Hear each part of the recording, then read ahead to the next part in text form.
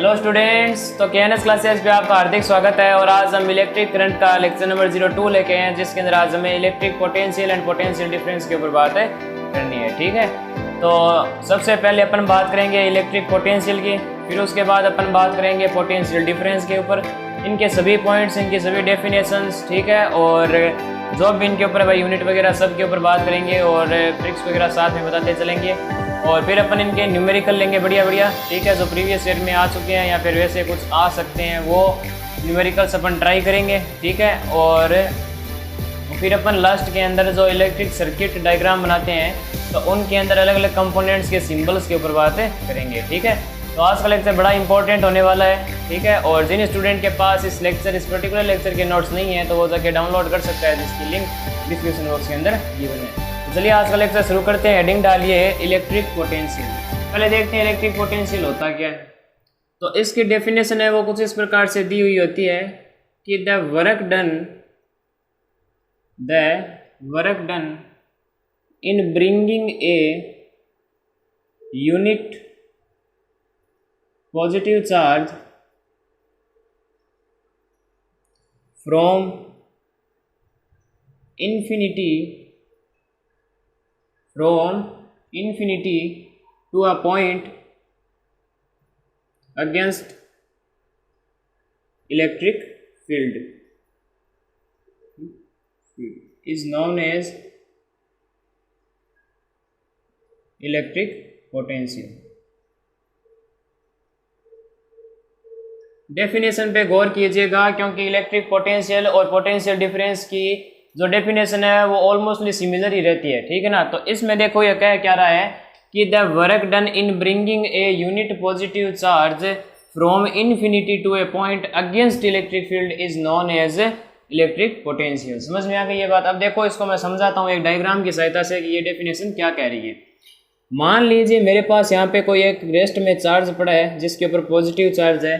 ठीक है, और इससे r डिस्टेंस दूरी पर यहाँ पे मान लो एक पॉइंट है, मान लो ये A। ठीक है, तो इसके बीच की जो डिस्टेंस है वो कितनी है भाई, r है। अब जो पॉजिटिव चार्ज है, मैंने पिछले वाले लेक्चर में बताया था कि जो चार्जेस रेस्ट में होते हैं वो इलेक्ट्रिक फील्ड जनरेट करते हैं। ठीक है ना, जो चार्ज रेस्ट में होते हैं वो इलेक्ट्रिक फील्ड प्रोड्यूस करते हैं, और जो पॉजिटिव चार्ज होता है उसके अंदर इलेक्ट्रिक फील्ड की डायरेक्शन आउटवर्ड होती है और नेगेटिव में इनवर्ड होती है। तो पॉजिटिव चार्ज है तो इसके अंदर इलेक्ट्रिक फील्ड की डायरेक्शन कैसे रहेगी, ऐसे। ठीक है, ये इलेक्ट्रिक फील्ड की डायरेक्शन हो गई भाई। अब यहाँ पर क्या है कि इस A से इनफाइनाइट डिस्टेंस दूर पर एक चार्ज है। ठीक है, छोटा सा चार्ज है, Q नोड मान लो उसे, और ये चार्ज है वो कहाँ है, इन्फिनिटी पे है। ठीक है, ये डायग्राम अपना है कि मान लीजिए कोई Q प्लस चार्ज है। ठीक है, उससे r डिस्टेंस दूर पर हमने एक पॉइंट लिया है A, और इस A से इनफाइनाइट डिस्टेंस दूर पर एक छोटा सा चार्ज है Q node.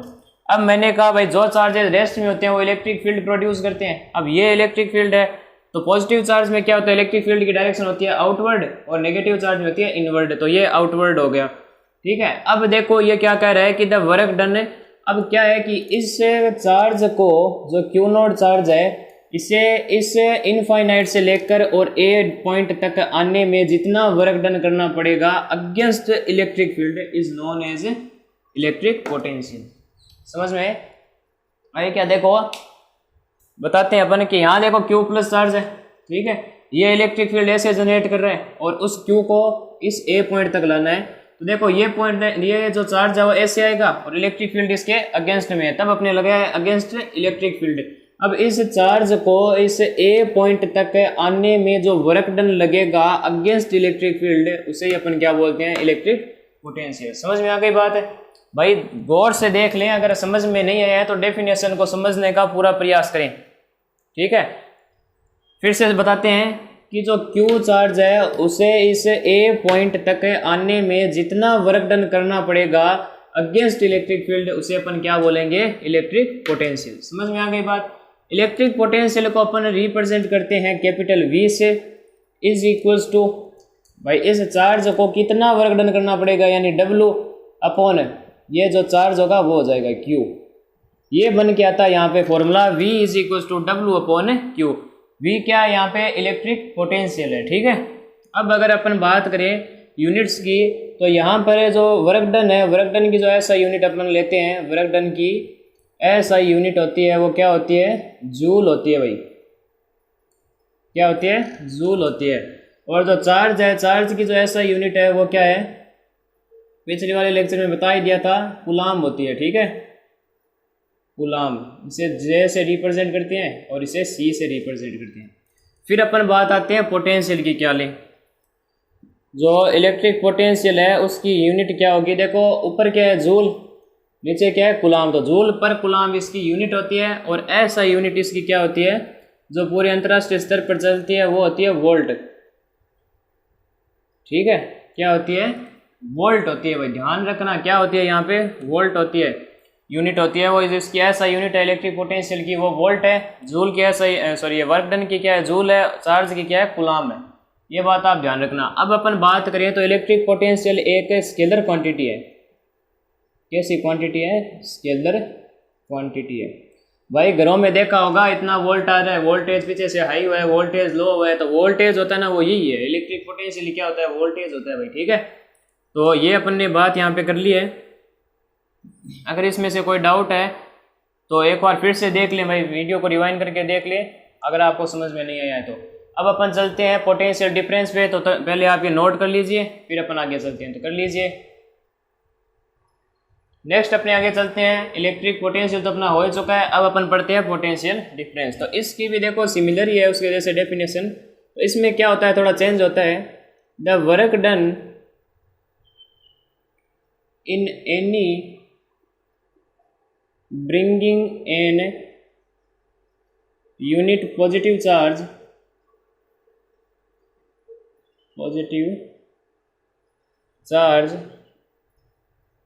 from one point to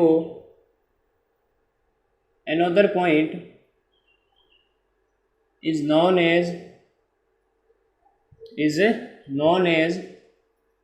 potential difference. Potential difference same देखो उसके जैसे है। वहाँ क्या था, अपन जो चार्ज ला रहे थे वो इन्फिनिटी से किसी पॉइंट पे ला रहे थे, जबकि यहाँ क्या होता है, एक पॉइंट, एक अपने पास निश्चित पॉइंट होगा कि भाई इतने सेंटीमीटर दूर पे या फिर इतने मीटर पे वहाँ पे एक चार्ज रखा गया। वहाँ तो इन्फिनिटी बता रहे हैं, यहाँ एक कोई फिक्स पॉइंट होगा, तो वहाँ से उठा के चार्ज को अपन को लाना है किसी पॉइंट पे। ठीक है, तो वो हो गया one point two another point. समझ में आ गई। अब उसका डायग्राम बनाना चाहिए, तो देखो ये हो गया मान लो Q पॉजिटिव, और इससे मान लो R डिस्टेंस दूरी पर अपने यहाँ पर कोई एक पॉइंट है, वो मान लो A है। ठीक है, फिर यहाँ पे कुछ डिस्टेंस पे अपने यहाँ पे मान लो B पॉइंट है। ठीक है, और यहाँ पर अपने एक छोटा सा चार्ज Q नोड रखा हुआ है, तो ये डिस्टेंस R हो गई। अब ये देखो पॉजिटिव चार्ज है, तो इसकी इलेक्ट्रिक फील्ड की डायरेक्शन कैसी होगी, ये होगी। ठीक है, अब क्या करना है, उस Q को उस पॉइंट से उठाकर इस पॉइंट पे लाना है अगेंस्ट इलेक्ट्रिक फील्ड, तो उसको जितना वर्क डन करना पड़ेगा उसे बोलते हैं पोटेंशियल डिफरेंस। ठीक है, अब यहाँ पे देखो पोटेंशियल डिफरेंस है, तो वो क्या होगा, VA माइनस VB। बोल रहे हैं ना पोटेंशियल का डिफरेंस है, तो भाई पोटेंशियल B A पे जितना है माइनस B पे जितना। भाई बड़ी में से छोटा घटाते हैं ना, जिसका वैल्यू बड़ा होता है वो पहले माइनस छोटा होता है। ठीक है, अब भाई बड़ा छोटा कैसे होगा, अब ये अपन बताते हैं। इज इक्वल्स टू वही होता है W/Q। जिस चार्ज को ला रहे हैं उसका चार्ज रखो, और उस चार्ज को कितना वर्क डन करना पड़ रहा है वो यहाँ पे रख दो। तो वो पोटेंशियल डिफरेंस का जो फॉर्मूला होता है वो होता है VA minus VB is equals to W/Q होता है। ठीक है, अब अगर यहाँ पर जो ये डिस्टेंस ले रहे हैं अपन VB वाली, तो ये मान लो B है, let B is placed at infinity. अगर B को अपन इन्फिनिटी पे रख दें तो VA माइनस V इन्फिनिटी रख देते हैं यहाँ पे, इज इक्वल्स टू W/Q। अब V इन्फिनिटी क्या हो जाएगा, 0 हो जाएगा। ठीक है, तो VA लिख दो इज इक्वल्स टू VW/Q। ये यहीं से आया हुआ है भाई फॉर्मूला। ठीक है ना, जो अपने पढ़ा था ना इलेक्ट्रिक पोटेंशियल, वो यहीं से आया हुआ है, V is equals to W/Q। अब देखो V इन्फिनिटी क्यों लिया, एक देखो आगे आप क्लास में 12th में आप एक फॉर्मूला पढ़ोगे पोटेंशियल डिफरेंस का, जो कि है V is equals to KQ/R। ये फॉर्मूला आप आगे पढ़ोगे। अब ये मत पूछना भाई कैसे आया कैसे नहीं आया, अपने सिलेबस में नहीं है, एक बार फॉर्मूला बता दे रहा हूँ मैं आपको ताकि ये समझ में आ जाए। तो V is equals to KQ/R होता है। R होता है डिस्टेंस, R क्या होता है, डिस्टेंस होता है। तो यहाँ पर आप देखिए कि V इज इक्वल टू क्या है, W अपॉन क्यू है, ठीक है, V is equal to W upon Q है। और यहाँ पर देखो V इन्फिनिटी हमने क्या माना है, 0 माना है। तो वो देखो क्यों, देखो इन्फिनिटी का मतलब डिस्टेंस क्या हो जाएगी, 0 हो जाएगी। तो डिस्टेंस जब इन्फिनिटी हो जाएगी तो यहाँ पर क्या होगा, के क्यू अपॉन इन्फिनिटी, और जिसके चीज़ में अपॉन में इन्फिनिटी आता है वो क्या होता है भाई, 0 होता है। ये तो आपको भी पता होगा, मैथ में इतना नॉलेज होगा कि भाई किसी भी अपॉन में जब इन्फिनिटी आता है तो वो 0 होता है। तो के क्यू अपॉन आर यानी डिस्टेंस यहाँ पे कितनी ले रहे हैं, इनफाइनाइट है, डिस्टेंस दूर पे है ना वो, तो अपॉन इन्फिनिटी कर दिया। तो अपॉन में इन्फिनिटी होता है तो वो क्या होता है, 0 होता है। इस वजह से अपने V इन्फिनिटी क्या होता है, यहाँ पे 0 आ जाता है, और V is equal to W upon Q लिख देते हैं, जो कि इलेक्ट्रिक पोटेंशियल का फॉर्मूला है, ठीक है। अब यहाँ पर बात करें तो इसकी जो ऐसा यूनिट होती है वो भी क्या होती है, वोल्ट होती है, ठीक है। और ये भी एक स्केलर है, it is a scalar quantity, ठीक है। अब अपन बात करते हैं कि जो वोल्टेज अपन मेज़र करते हैं, वोल्टेज मेज़र करते हैं, तो उसके लिए जो इंस्ट्रूमेंट अपने पास है, उसके लिए जो अपने पास इंस्ट्रूमेंट है उसका नाम है वोल्ट मीटर। क्या नाम है, वोल्ट मीटर। और वोल्ट मीटर कहाँ लगाया जाता है, वो लगाया जाता है पैरेलल कॉम्बिनेशन में, पैरेलल कॉम्बिनेशन में। एक पॉइंट आप ये नोट कर लेना कि वोल्टेज को मेजर करने का जो इंस्ट्रूमेंट रखा गया है वो वोल्ट मीटर है, और वोल्ट मीटर को पैरेलल कॉम्बिनेशन में लगाया जाता है। जबकि एमीटर यानी इलेक्ट्रिक करंट को मेजर करने वाला जो डिवाइस था एमीटर, वो सीरीज में था, और जबकि इसे पैरेलल में लगाते हैं। जैसे कि ये मान लो मेरा सीरीज है, तो यहाँ पर देखो ये है ना, अगर सर्किट मेरे पास है तो आप एमीटर देखो यहाँ लगा सकते हैं सीरीज के अंदर ही, ठीक है। परंतु जब आपको यहाँ पर वोल्ट मीटर लगाना होगा तो इस वायर के पैरेलल आपको ऐसे लाना पड़ेगा, ये लो, ठीक है ना। तो वोल्ट मीटर पैरेलल में लगता है, जबकि एमीटर क्या लगता है, सीरीज में। तो वोल्ट मीटर का जो सिंबल होता है वो भी देख ले भाई, वोल्ट मीटर का सिंबल होता है ऐसे गोला बना के, उसके अंदर V लिखा जाता है। ये वायर्स हो गए, एक पॉजिटिव और एक नेगेटिव, ठीक है ना। तो ये होता है वोल्ट मीटर का सिंबल। तो पहले आप इतना नोट कर लीजिए, फिर अपन चलते हैं कुछ एक न्यूमेरिकल की तरफ, तो कर लीजिए। तो ये अपना नेक्स्ट क्वेश्चन है। उससे पहले एक और बात कर लेते हैं, बोर्ड में पूछा जाता है कि 1 वोल्ट की डेफिनेशन बताइए, 1 वोल्ट की डेफिनेशन बताइए। तो देखो V इज इक्वल टू आपके क्या होता है भाई, W अपॉन क्यू। वोल्टेज 1 कब आएगा, जब वर्क डन की वैल्यू 1 हो और चार्ज की वैल्यू 1 हो, यानी 1 जूल अपॉन 1 कुलाम, तब आपके वोल्ट भी कितना आएगा, 1 वोल्ट आएगा। अर्थात एक कुलाम चार्ज को किसी पॉइंट पर पहुंचने के लिए 1 जूल अगर वर्क डन लग रहा है तो उसे अपन क्या बोलेंगे, 1 वोल्ट बोलेंगे, ठीक है ना। तो ये डेफिनेशन होती है, ये नोट्स में अपन दे देंगे, आप लिख लेना। यहाँ पर अब देखो इसका सॉल्यूशन करते हैं क्वेश्चन का। न्यूमेरिकल क्या पूछा है कि how much work is done in moving a charge of 2 coulomb from a point at 128 volt to a another point at 118 volt. देखो यहाँ पर सबसे पहले क्या दिया गया है कि एक चार्ज दिया गया है, ठीक है। चार्ज की वैल्यू दी गई है 2 coulomb from a point at 128 volt to a point another point at 118। तो देखो यहाँ VA और VB दो हैं, ठीक है। अब VA कौन सा होगा, जिसका वोल्टेज ज़्यादा होगा। तो वोल्टेज ज़्यादा किसका है, इसका, तो 128 वोल्ट हो गया। और VB कम है तो उसे कम वाले को अपन VB ले लेंगे, ठीक है। तो ये इतना अपने पास हो गया। अब ये पूछ रहा है कि भाई इस चार्ज को 128 वोल्ट से यहाँ 118 पर ले जाने के लिए या फिर इसको यहाँ तक लाने के लिए कितना वर्क डन करना पड़ेगा, ठीक है। तो वो पूछा है। तो देखो VA minus VB is equal to W upon Q. VA की वैल्यू 128 माइनस VB की 118 इज इक्वल टू W की वैल्यू में फाइंड आउट करनी है, और इसकी है 2। तो 128 माइनस 118 कितना हो जाएगा भाई, 10 is equal to W upon 2 हो जाएगा, ठीक है। तो यहाँ से देखो W की वैल्यू क्या आ जाएगी भाई, 10 इंटू 2, तो 10 इंटू 2 कितना हो जाएगा, 20। तो 20 जूल इसको वर्क डन करना पड़ेगा, ठीक है। W is equal to 20 joule आपका यहाँ पे आंसर आ जाएगा। तो ये इजी क्वेश्चन था, ठीक है। ऐसे ही क्वेश्चन पूछे जाते हैं बोर्ड में, तो पहले यहाँ पे नोट कर लीजिए, फिर अपन नेक्स्ट चलते हैं, तो कर लीजिए। तो क्वेश्चन नंबर 2 अपन डिस्कस करते हैं, जिसके अंदर पूछा है कि how much energy is given to each coulomb of charge passing through 6 volt battery.